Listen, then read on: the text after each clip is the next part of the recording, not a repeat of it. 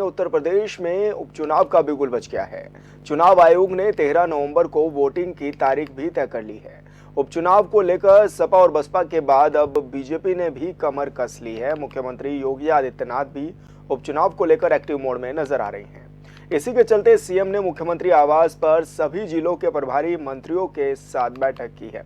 इस मौके पर सीएम के साथ बीजेपी प्रदेश अध्यक्ष भूपेंद्र चौधरी भी मौजूद रहे। बता दें कि बैठक में सभी 9 सीटों को जीतने के लिए रणनीति तैयार की गई है। मुख्यमंत्री ने प्रभारी मंत्रियों को कैंपिंग कर जनता तक सरकार की उपलब्धियों को पहुंचाने के भी निर्देश दे दिए हैं।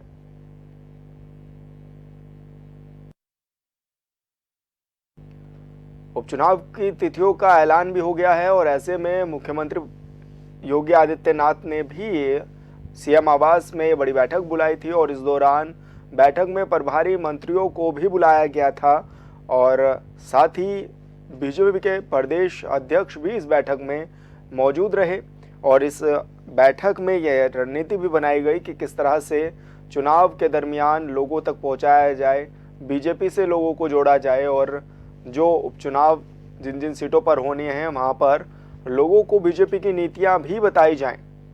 और ऐसे में अब प्रभारी मंत्री भी जिलों का दौरा करते हुए नजर आएंगे। मुख्यमंत्री Yogi Adityanath full active mode में नजर आ रहे हैं। उन्होंने अधिकारियों के साथ हालांकि इसको लेकर पहले भी जरूरी दिशा निर्देश दिए थे और अब प्रभारी मंत्रियों के साथ भी उन्होंने बैठक की और इस दौरान सभी से बातचीत भी की गई और रणनीति भी तय की गई है कि किस तरह से चुनाव प्रचार किया जाएगा और साथ ही लोगों तक कैसे पहुंचाया जाएगा और अब कभी भी प्रत्याशियों की भी घोषणा कर सकती है बीजेपी। हालांकि अभी तक बीजेपी ने अपने उम्मीदवारों के नाम तय नहीं किए थे, लेकिन कभी भी इसकी घोषणा हो सकती है। उपचुनाव को लेकर बीजेपी ने अब पूरी तरह से कमर कस ली है। यूपी में उपचुनाव का बिगुल बज गया है और सीएम योगी ने पूरी तरह से कमान संभाल ली है। ऐसे में प्रभारी मंत्रियों को भी जिम्मेदारी सौंपी गई है। साथ ही आज बड़ी बैठक भी बुलाई गई थी जिसमें प्रभारी मंत्रियों को बुलाया गया था। साथ ही प्रदेश अध्यक्ष भी इस दौरान बैठक में मौजूद रहे और उपचुनाव जीतने के लिए पूरी रणनीति बनाई जा रही है। सीएम ने प्रभारी मंत्रियों को कैंप करने के भी निर्देश दे दिए हैं। करीब 2 घंटे से ज्यादा चली इस बैठक में तमाम विषयों पर चर्चा की गई है और प्रत्याशियों की भी कभी भी घोषणा हो सकती है, ये भी अंदाजा लगाया जा रहा है। 13 नवंबर को सभी सीटों पर मतगणना होनी है। हालांकि उपचुनाव को लेकर बीजेपी पूरी तरह से एक्टिव हो चुकी है और आज इसी को लेकर मुख्यमंत्री आवास में ये अहम बैठक भी की गई थी जिसमें बीजेपी प्रदेश अध्यक्ष भूपेंद्र चौधरी भी मौजूद रहे और करीब 2 घंटे से ज़्यादा लंबी चली ये बैठक और इसमें उत्तर प्रदेश में उपचुनाव का माहौल भी है। ऐसे में सपा बसपा ने अपने प्रत्याशियों के नामों का ऐलान किया है तो अब बीजेपी भी कभी भी अपने प्रत्याशियों को मैदान में उतार सकती है, कभी भी उनकी घोषणा की जा सकती है।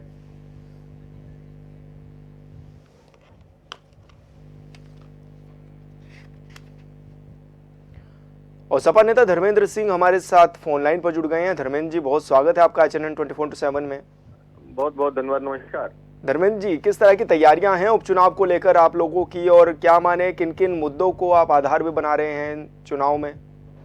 देखिए, जो मुद्दे पहले चले आए हैं, जो जन सरोकार के मुद्दे थे, जिन पे वादा करके भारतीय जनता पार्टी ने चुनाव लड़ा था, जिनको पूरा नहीं किए, वही मुद्दे लेकर के हम लोकसभा के चुनाव में गए थे और वो मुद्दे यथावत जस के तस बने हुए हैं। उस पर कोई भी काम भारतीय जनता पार्टी की सरकार ने नहीं किया और काम किए होते तो उनको इस तरह के ध्रुवीकरण कराने का, दंगा कराने की जरूरत न पड़ती। तो उत्तर प्रदेश की जनता उन बुनियादी सवालों को लेकर के, जिनको लेकर के लोकसभा में इनको हराने का काम किया था, उन्हीं मुद्दों को लेकर के इस उपचुनाव में भी, आने वाले हर चुनाव में भाजपा को हराने का काम करेगी। लेकिन बीजेपी कहती है उनके राज्य में कानून व्यवस्था काफी बेहतर हुई है, क्या आप भी मानते हैं उस बात को? कानून व्यवस्था तो आप उन्हीं की सरकार है केंद्र में। केंद्र ने एनसीआरबी के आंकड़े जारी करता है, उसमें तो लगातार उत्तर प्रदेश को टॉप पर रखा है। हत्या में, हत्या के प्रयास में, अपहरण में, महिला संबंधी अपराधों में, चोरी में, लूट में उत्तर प्रदेश लगातार टॉप पर बना हुआ है। और यही नहीं, केंद्र सरकार की जो एडवाइजरी है वो कहती है कि उत्तर UP is not fit for to travel एलान। ये हम नहीं कह रहे हैं, ये उनकी उन्हीं की भारतीय जनता पार्टी की केंद्र सरकार के आंकड़े हैं। तो आप सोच सकते हैं उत्तर प्रदेश की कानून व्यवस्था कितनी ध्वस्त हो गई होगी।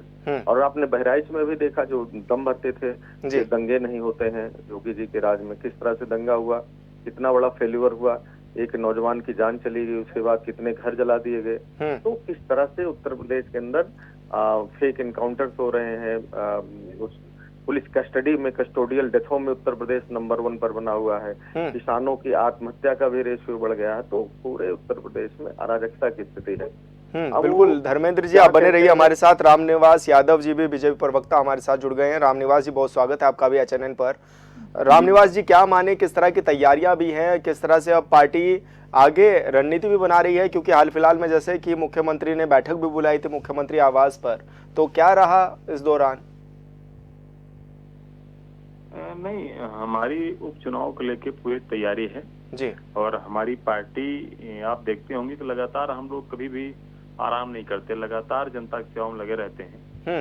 यही कारण है कि हमको तैयारी क्या, हमारी तैयारी तो जिस दिन से चुनाव एक खत्म होता अगला शुरू होता है, हमारी तैयारी तभी शुरू हो जाती है जी। इसलिए हमें तैयारी कोई चिंता नहीं है और हमारी पूरी तैयारी है। उत्तर प्रदेश की जो 9 सीटें हैं वो हमारी पार्टी जीतेगी और भारी बहुमत से जीतेगी, इसमें कोई संदेह नहीं। रामनिवास जी, लेकिन धर्मेंद्र सिंह जी भी हमारे साथ जुड़े हुए हैं, प्रवक्ता हैं सपा के, तो ऐसे में तो देखा जाए तो सपा भी शांति से नहीं बैठती है। सपा भी लगातार कुछ ना कुछ लगी रहती है यूपी में कि चुनाव की एक्टिविटी को लेकर के।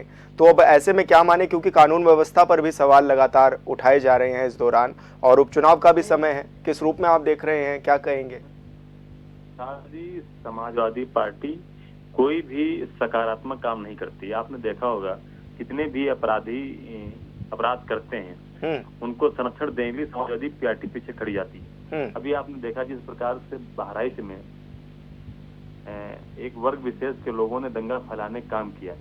आज हमारी अगर सरकार, योगी जी की सरकार कार्रवाई कर रही है तो लोग उनके पीछे खड़े हैं। अभी जब एक हिंदू कार्यकर्ता की हत्या हुई थी, उस पर समाजवादी पार्टी के नेताओं पे मुंह पे ताला लग गया था, एक आवाज नहीं निकली। लेकिन जैसे ही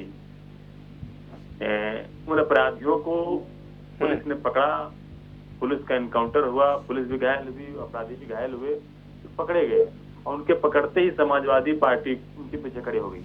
इसी प्रकार यही नहीं, चाहे अयोध्या में देखा होगा बदरसा कांड हुआ, उसमें भी समाजवादी पार्टी पीछे खड़ी हुई है।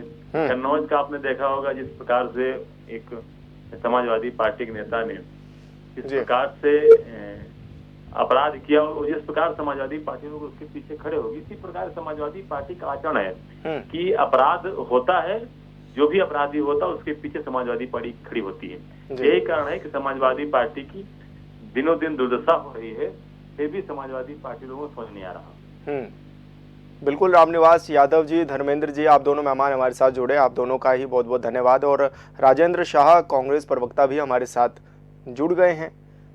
राजेंद्र सागर जी, बहुत स्वागत है आपका HNN पर। राजेंद्र जी, क्या माने, किस तरह की पार्टी की तैयारियां भी हैं अब, क्योंकि उपचुनाव बिल्कुल ही नजदीक है, बिल्कुल ही सर पर है? जी राजेंद्र जी, किस तरह की तैयारियां हैं आप लोगों के उपचुनाव को लेकर? जी विशाल जी, जी देखिए तैयारी पूरी है और 9 की 9 सीटें हम जीत रहे हैं। उपचुनाव में 9 की 9 सीटें जीत रहे हैं जी। इंडिया गठबंधन जिस तरह से आज सांप्रदायिक रूप देके जो है प्रदेश को इस तरीके से झोंकने की कोशिश हो रही है, तो वो जनता सब जान चुकी है कि इनके मंसूबे क्या हैं, ये प्रदेश में किस तरीके का जहर फैला रहे हैं। और इस नफरत को तोड़ते हुए जनता जो है इंडिया गठबंधन को वोट करेगी और इंडिया गठबंधन के 9 के 9 प्रत्याशी जनता जिताएगी। संविधान का सम्मान करते हुए लोकतंत्र को जिंदा रखने के लिए, क्योंकि आज जिस तरीके से लोकतंत्र, संविधान, इन सब की हत्या खुलेआम की जा रही है, समझे, तो जनता पूरी तरीके से इंडिया गठबंधन के साथ है और हम जो है 9 की 9 विधानसभाएं सीट उपचुनाव में जीत रहे हैं। लेकिन बीजेपी कहती है कि कानून व्यवस्था प्रदेश में बहुत बेहतर की गई है और अब लगातार योगी सरकार आगे बढ़ चढ़ करके काम कर रही है और योगी सरकार के नेतृत्व में वो सीटें जीतने जा रही हैं। तो किस तरह से आप देख भी रहे हैं उनके इस बयान को? विशाल जी, आप खुद बताइए, लॉ एंड ऑर्डर नाम की कोई चीज प्रदेश में है? ये तो पूरा मीडिया देख रहा है खुद। कभी बाराबंकी, कभी बहराइच, कभी लखनऊ, किस तरीके से बच्चियों के बलात्कार हो रहे हैं, महिलाओं के साथ छेड़छाड़ हो रही है, बलात्कार हो रहे हैं, खुलेआम लूट हो रही है, और जिस तरीके से सांप्रदायिक रंग देने की जो कोशिश की जा रही है, तो ये पूरी सारी जनता और प्रदेश की जान रही है। कहने में और करने में देखिए, अगर जो इस बात को कह रहा है, अगर वो अपनी गोली संभाल ले तो ये गोली चलने की प्रदेश में नौबत ना आए। जिस तरीके से उनकी गोली है तो वो गोली चलवाने का काम कर रही है, और जनता बिल्कुल नहीं चाहती। जनता शांति चाहती है, आपसी भाईचारा चाहती है, और वो इसीलिए जो है प्रदेश में चाहती है कि अमन और शांति कायम रहे। इसीलिए वो आज इंडिया गठबंधन के साथ खड़ी हुई है, और इंडिया गठबंधन को 9 की 9 सीटें जिताने का काम प्रदेश की जनता करेगी। ठीक है जी। और लॉ एंड ऑर्डर आज कहीं नहीं है, आज कानून व्यवस्था पूरी तरीके से ध्वस्त है, समझे। कहीं पुलिस को पीटा जा रहा है, कहीं पुलिस जो है किसी गरीब को पीट रही है। तो इस तरीके की जो हरकतें और जो जिस तरीके से प्रदेश में एक माहौल बन गया है, तो जनता इन सब चीजों से निजात चाहती है जी। जनता अमन शांति का जो है पैगाम चाहती है और अमन शांति से रहना चाहती है। बिल्कुल राजेंद्र जी, आपने अपनी बात रखी। बहुत बहुत शुक्रिया आपका तमाम जानकारी भी साझा करने के लिए।